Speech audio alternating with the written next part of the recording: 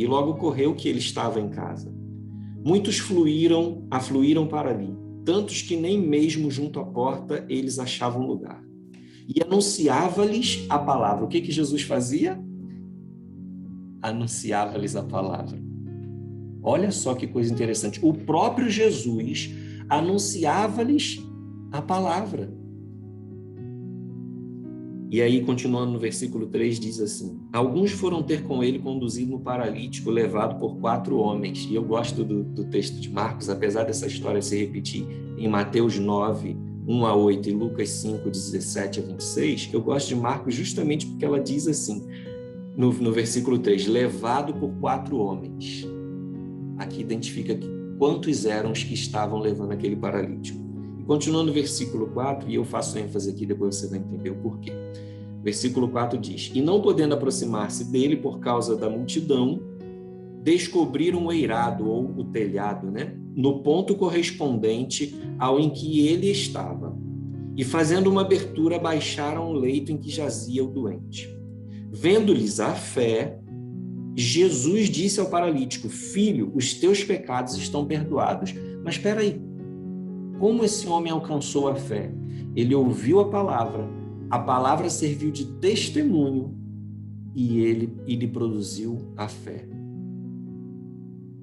Versículo 6, mas alguns dos escribas estavam assentados ali e arrazoavam em seu coração. Por que fala ele deste modo? Isto é blasfêmia. Quem pode perdoar pecados senão um que é Deus?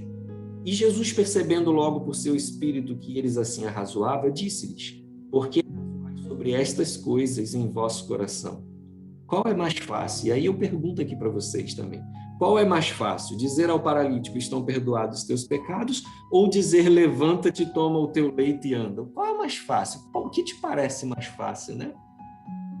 Claro que nos parece mais fácil dizer simplesmente: perdoados estão os seus pecados. Afinal de contas, o que provoca de visual em nós dizer tal palavra, tal frase? Perdoados estão os seus pecados. A pessoa, Arthur, você vem, chega-se a triste, eu digo: Arthur, fique tranquilos, perdoados estão os seus pecados. Mas já pensou, Arthur, você de repente é acometido de uma doença e eu digo assim: Arthur, fique tranquilo, agora, nesse exato momento, você já foi curado. O que te parece mais fácil crer? Nós somos visuais. Nós somos visuais. E na nossa dependência de Deus, a gente sabe que nenhum ser humano pode perdoar os nossos pecados. E é por isso que o Evangelho precisa ser anunciado. E esse Evangelho fala desse Jesus que essa Bíblia, lá em Marcos, relata. Porque quando ele faz essa pergunta, lá no versículo 10, ele mesmo responde a pergunta dizendo, mostrando, demonstrando quem ele era, quem estava ali. Ele diz, ora, para que saibais que o Filho do Homem tem poder sobre a terra, autoridade para perdoar, tem sobre a terra autoridade para perdoar pecados, disse ao paralítico: eu te mando. Olha só que coisa interessante, a gente precisa. Eu gosto da Bíblia, eu gosto dos detalhes dela. Jesus aqui não pediu ao paralítico, ele disse: olha, para eu não passar vergonha, faz um esforço aí, tenta levantar. Não. Jesus demonstra toda a sua autoridade quando ele diz: eu te mando, levanta-te, toma o teu leito e vai para a tua casa. Então ele se levantou e no mesmo instante, tomando o leito, retirou-se à vista de todos, a ponto de se admirarem todos e darem glória a Deus, dizendo: jamais vimos coisa assim. Lembra que eu falei? Nós somos visuais. Nós somos visuais. E com o pensamento de que nós somos visuais, e pensamento também de que, se necessário, use ações, nós vamos nos deter um pouquinho nessa história de hoje. E para nos deter dessa história de hoje, ela em alguns personagens, para que fique didático para nosso entendimento. E o primeiro personagem que eu quero dividir dessa história, ele talvez seja, cada um deles, a gente entenda que cada um deles nós vamos fazer analogia a nós mesmos. E seja um personagem que você esteja vivendo na sua vida atual. O primeiro personagem são os sábios, né? A Bíblia diz que ali existiam homens e que esses homens arrazoavam em seus corações, os fariseus, os escribas. E é interessante que esses homens eram os sábios da época. Esses homens eram aqueles que eram procurados por pessoas como aquele paralítico para poder julgá-los e até curá-los, dependendo do tipo de doença. Aqueles homens tinham conhecimento, eles detinham conhecimento do bem e do mal. Eles deveriam saber quem era aquele que ali estava, mas eles estavam ali para provar aquele que ali estava. Que coisa, queridos, isso é como é que eu vou dizer para vocês? É o maior ato da falsa modéstia. Aqueles homens estavam ali revestidos de humildade, mas eles nada mais estavam fazendo do que julgando aquilo que Jesus fazia. E sabe, queridos, Ellen White deixou para nós lá em Eventos Finais, capítulo 13, página 195, segundo parágrafo, ela deixou um texto que é de arrepiar qualquer pessoa. Diz assim, qualquer cristão, diz assim o texto, né? Temos a esperança de ver toda a igreja reavivada? E aí ela mesma responde a essa pergunta. Ela diz assim, tal tempo nunca há de vir. Há na igreja pessoas não convertidas e que não se unirão em fervorosa e prevalecente oração. Assim, precisamos entrar na obra individualmente. Precisamos orar mais e falar menos. E esse texto é interessante porque o tema de hoje é sobre o testemunhar, né? Existem pessoas que falam, mas elas não falam aquilo que deveriam falar. Existem pessoas que estão aí preocupadas em discutir política. Existem cristãos adventistas que estão preocupados em discutir política, estão preocupados em discutir sobre o time de futebol. Mas quando é necessário discutir sobre Jesus, essas pessoas correm. E sabe, queridos, Jesus deixou para mim e para você a tarefa de testemunhar sobre Ele. Ele deixou essa missão para mim e para você. Jesus deixou para mim e para você a missão de testemunhar sobre Ele. Sabe? E eu fico me perguntando por que às vezes as pessoas são tão eloquentes em defender o seu político predileto. Por que as pessoas são tão eloquentes em defender o seu time, o seu amigo, o seu parente? Mas por que as pessoas não são tão eloquentes às vezes em defender o evangelho? Vinícius, é muito difícil para mim. Mas o que você tem de informação para defender, por exemplo, o seu político ou o seu time? O que você tem de informação, por exemplo, para defender A, B ou C? Eu acho que a Bíblia ela é muito rica em informação, mais do que o que você talvez e eu tenhamos sobre a vida de um político, por exemplo. Para que nós possamos olhar e falar assim, não, eu posso defender A, B ou C, mas o evangelho eu não posso anunciar, porque eu não sou capaz. Cuidemos para que nós não sejamos como os fariseus, como os escribas, como os cheios de vazio. Sabe, o segundo personagem dessa história que eu compartilho com a gente, que hoje não poderia ser diferente, né? O segundo personagem da história é o paralítico. E é interessante que quando nós nos deparamos com a nossa natureza pecaminosa, isso é mais motivador do que quando a gente não percebe que está em pecado. E eu vou te explicar o porquê disso. Quando eu e você não percebemos que nós estamos em pecado, nós temos a forte tendência de estarmos paralíticos no pecado, imóveis, inertes, sem nada poder fazer. E Jesus disse, né, que ele iria ao céu, mas ele deixaria um consolador, e esse consolador nos guiaria a toda a verdade.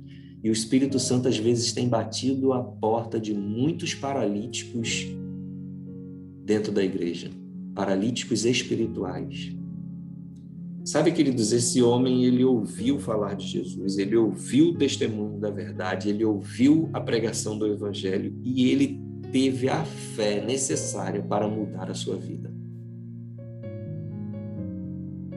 E a pergunta que fica é: e nós, o que estamos esperando para poder mudarmos a nossa vida, para mudarmos a atitude, para mudarmos o nosso pensamento e a nossa atitude em relação à nossa relação com Deus, a nossa relação com Jesus? Esses dias eu conversava com uma pessoa e eu falava sobre as lutas do estudo, né, da palavra.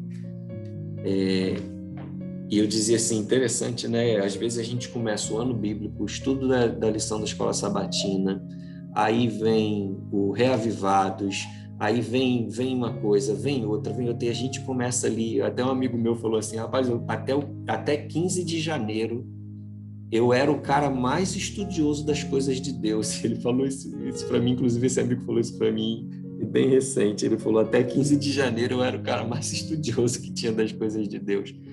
Quando deu 15 de janeiro eu não aguentei mais.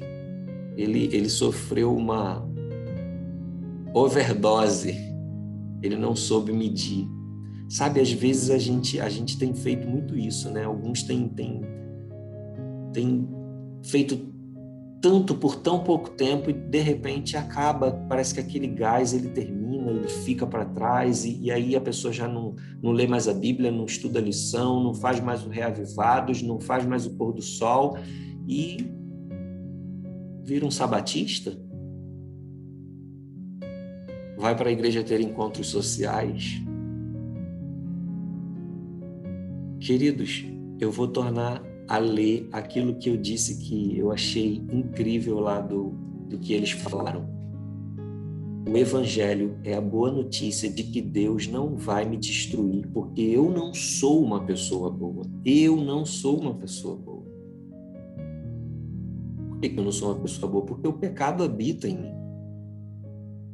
De que adianta eu ir para a igreja ser uma pessoa boazinha no sentido de ter uma boa rede de relacionamento ali na igreja, mas eu não consegui ser uma pessoa no sentido de buscar a Deus e ter a minha fé alicerçada? Que assim como esse paralítico, nós possamos ter a fé reavivada em Jesus, que nós possamos nos entregar a Jesus. O terceiro personagem dessa história, e nós estamos quase chegando no final, são aqueles que estão de ler o texto de Marcos, os 4 amigos. A Bíblia diz, né? Conduzido por 4 homens. Sabe, eu escrevi uma frase, e aqui fui eu que escrevi essa frase, e eu quero ler para você. Eu escrevi assim: você pode derrubar a mais forte oposição, tendo interesse pessoal nas pessoas que encontra. Eu tirei essa frase, na verdade, eu escrevi, mas eu tirei ela, na verdade, de uma lição da escola sabatina de algum tempo atrás, um bom tempo atrás. Você pode derrubar a mais forte oposição tendo interesse pessoal nas pessoas que encontra. Sabe, queridos, às vezes nós damos tantas desculpas para poder não falar sobre o Evangelho, para não falar sobre Jesus, para não pregar. E, na verdade, às vezes a gente nem percebe que, com isso, a gente não está demonstrando interesse pessoal na salvação do nosso próximo. Esses 4 homens, a Bíblia diz que eles encontraram uma multidão, pois eles driblaram essa multidão, ao ponto de subirem no telhado, ao ponto de ver onde Jesus estava, tirar o telhado, fazer toda uma engenharia para descer o paralítico, para ter um encontro com Jesus. E sabe o que é mais interessante? A pregação que esses homens fizeram é o testemunho da pregação do Evangelho. Eles não foram levar aquele paralítico para ter um encontro com ele. Eles levaram o paralítico a ter um encontro verdadeiro com Jesus. O que consiste a pregação do Evangelho? Eu não tenho que apresentar para as pessoas o Vinícius, o bonzinho. Olha, o Vinícius é tão bonzinho. Não, eu preciso ser assim porque eu falo para as pessoas que Jesus provoca isso na minha vida. Mas eu preciso apresentar as pessoas a Jesus. É Ele quem vai fazer a diferença na vida delas. É o Espírito Santo quem vai convencê-las da verdade. Mas para isso eu preciso anunciar, eu preciso dizer, olha, Jesus vai voltar. Olha, tem outra coisa que eu preciso te dizer. Existem 10 mandamentos. E a Bíblia diz lá no Apocalipse que aquele que será salvo é aquele que guarda os 10 mandamentos e tem a fé nesse Jesus, de que ele voltará. Agora, se eu não anunciar, como as pessoas saberão? Ah, não, é porque, Vinícius, espera aí, eu sou muito bonzinho, as pessoas vão saber. Ok, as pessoas podem saber que você é bonzinho. Eu conheço tantas pessoas que são boazinhas, mas elas não acreditam que Jesus vai voltar para salvá-las. Tantas, quantas pessoas você deve pensar, no mínimo em uma pessoa aí também agora? Não, fulano de tal, realmente, fulano é muito bom, é uma pessoa amorosa, gentil.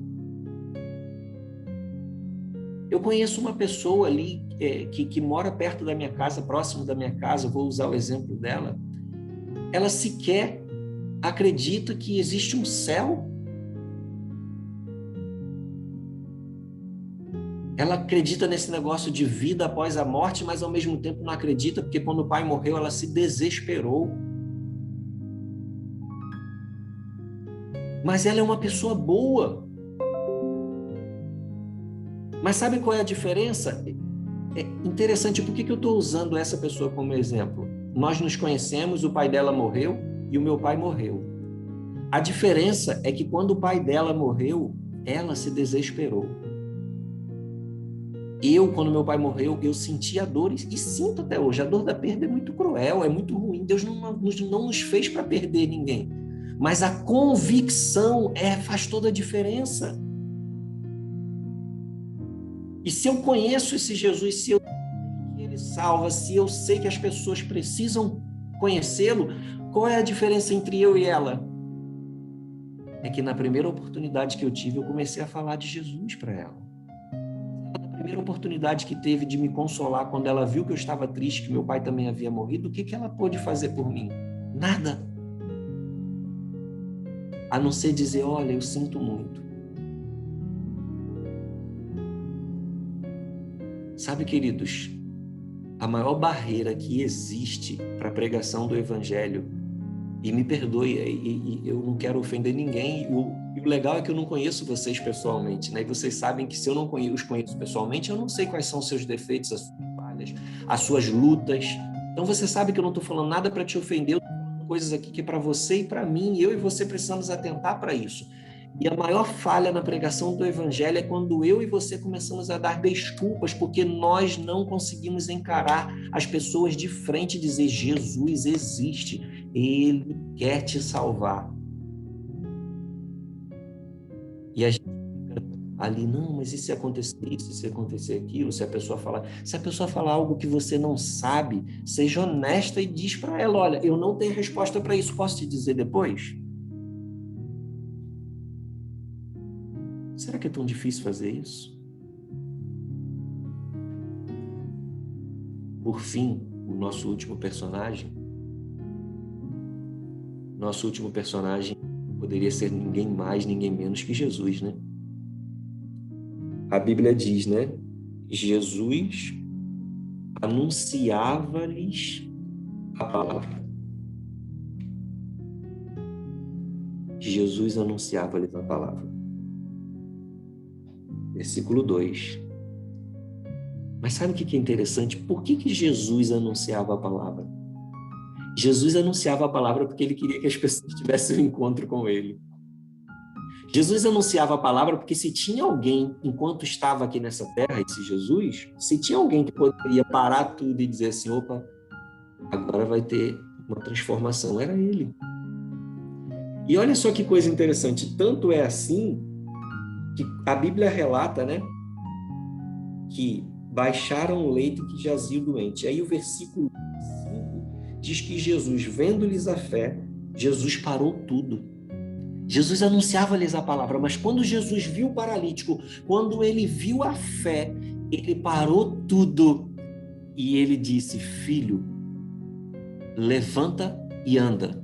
Foi isso? É isso que disse a Bíblia? Não. Jesus estava preocupado com a salvação daquele homem.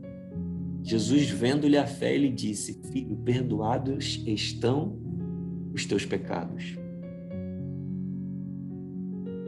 Eu não quero falar mais do mesmo, a gente sabe que a gente vive num mundo de tribulação, não é só a Covid-19, quantas doenças nos assolam, mas a principal e a responsável por todas elas é o pecado.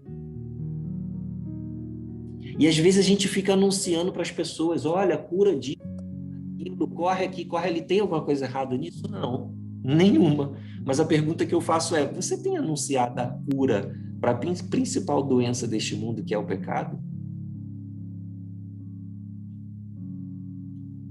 Porque, vendo a fé, Jesus diz: perdoados estão os seus pecados. Mas como ver a fé se não existir um encontro? Como ver a fé se não existir um encontro?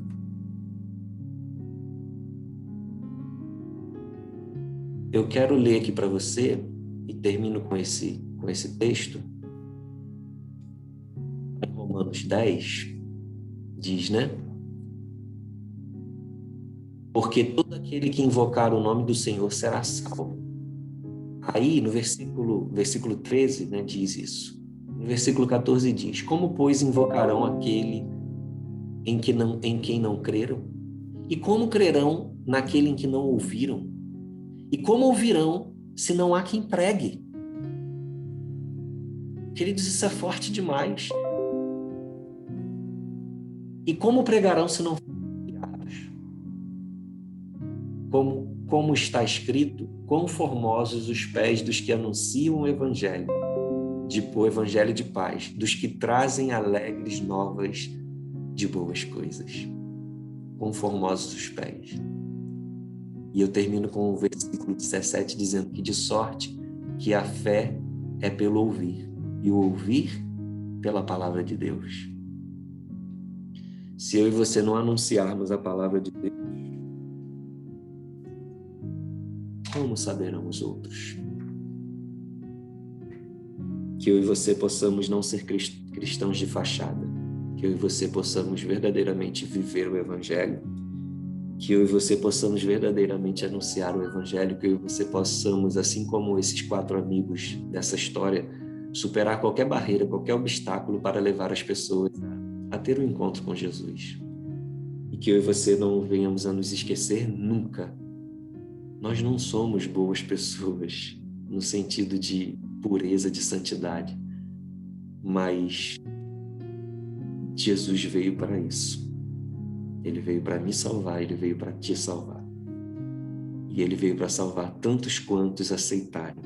Mas como aceitarão se ninguém falar? Eu e você não podemos ser só bonzinhos de atitudes. Nós precisamos falar, nós precisamos pregar, nós precisamos anunciar que Jesus voltará. Que Deus te abençoe nesta noite e que Deus continue a conduzir a sua vida. Eu não sei se nós teremos alguma música agora, Arthur, como é que funciona? Eu oro. Vamos ter uma música final. Ok, então deixa eu parar aqui. Você precisa que eu passe aí para você o anfitrião, né? Deixa eu... Eu não sei nem dizer amém aqui. Amém, eu não sei escrever não.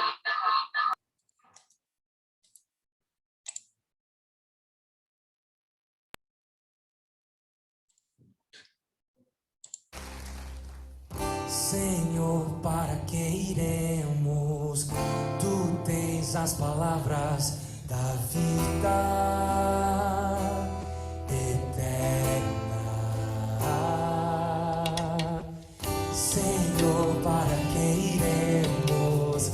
Tu tens as palavras da vida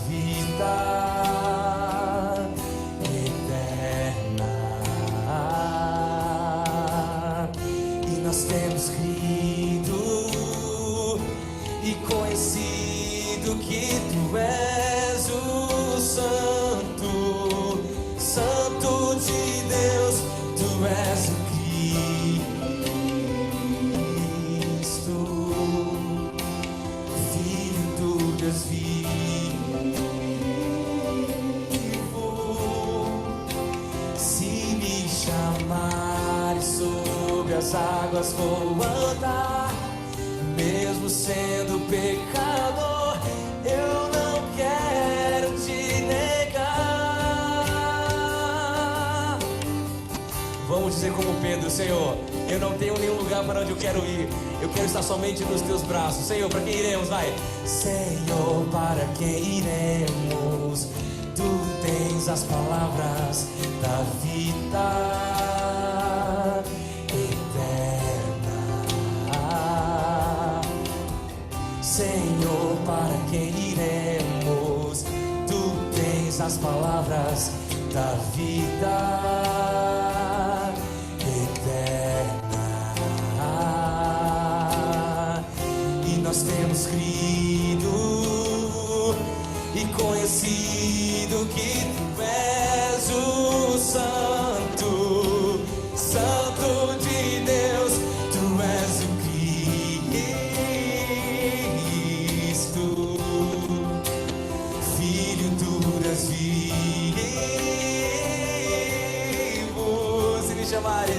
Se me chamares sobre as águas vou andar, mesmo sendo pecador, eu não quero te negar. Tu és Jesus, tu és Jesus, meu Salvador. Tu és o Cristo, meu Redentor.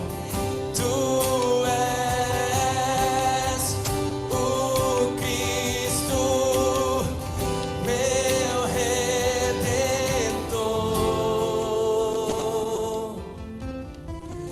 E nós temos crido e conhecido que tu és o Santo, Santo de Deus, tu és o Cristo,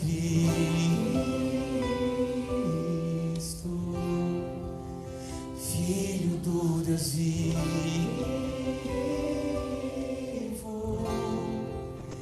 Tu és o Cristo,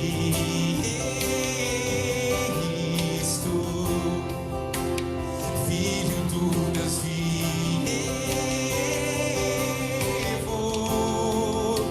Se me chamares sobre as águas vou andar, mesmo sendo pecador, eu não quero te negar.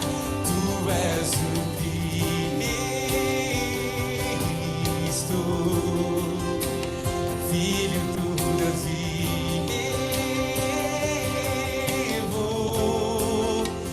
Tu és o Cristo,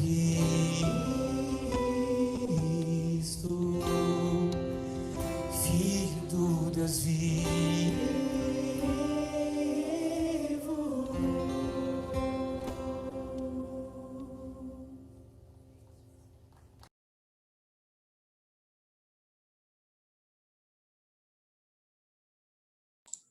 Pode orar, Vinícius.